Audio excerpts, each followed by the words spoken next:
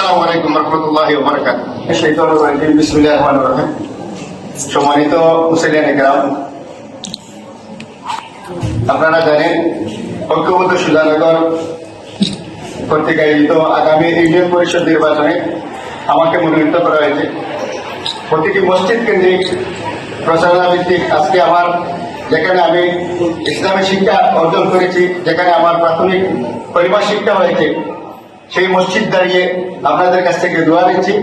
আপনারা আমার জন্য দোয়া করবেন। বিশেষ করে আমার উস্তাদ মাওলানা রহমান সাহেব এবং চড়িমে সাহেব, ওনারা আমাদেরকে কোরআন শিক্ষা দিয়েছেন। মহানবুল আলামিন যেন ওনাদেরকে জান্নাতুল ফেরদৌস নসিব দান করেন, আল্লাহুম্মা আমিন। আমরা আরো যারা দুজন শিক্ষিত জীবিত আছেন, রমসান ব্রহ্মৌলানা এবং কুদ্দুস মিয়া সাহেব যে ছোট ছিলেন, ওনারা জীবিত আছেন। আল্লাহ তাআলা যেন ওনাদেরকে নেক হায়াত দান করেন।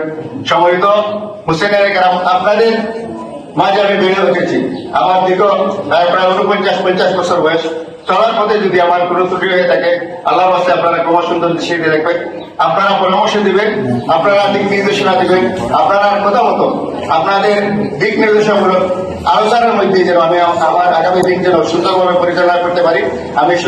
আমি কিন্তু সুজানগর যেন করতে পারি আপনাদেরকে নিয়ে, এবং সমাজের যেন ন্যায় বিচার প্রতিষ্ঠা করতে পারি, এবং আপনাদের মাথা যেন উঁচু করে সুজানগরবাসীকে বিশ্বের দরবারে তুলে ধরতে পারি। আপনারা দোয়া করবেন।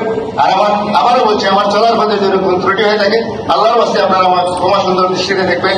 আপনাদের দোয়া এবং পরামর্শ নিয়ে আমি যেন সুন্দরভাবে চলতে পারি। আপনাদের কাছে অনুরোধ, আপনাদের সন্তান হিসাবে, আপনাদের পঞ্চায়েতের একজন মানুষ হিসাবে, আপনাদের ছোট ভাই হিসাবে আমাকে সহযোগিতা করতেন, পরামর্শ দিতেন, এবং আগামী নির্বাচনে যেন আমার হয়ে আপনারা কাজ করতেন। আপনারা সবাই ভালো থাকুন, সুস্থ থাকুন। যারা জীবিত আছেন, আল্লাহ তাআলা যেন প্রত্যেকে নেক হায়াত দান করেন, এবং আমাদের এই মসজিদটা যেন যে সম্পূর্ণ কাজ হয়েছে, আল্লাহ তাআলা যেন দ্রুত সময়ের মাঝে সম্পূর্ণ করার তৌফিক দান করেন। আসসালামু আলাইকুম ওয়া রাহমাতুল্লাহি ওয়া বারাকাতুহু।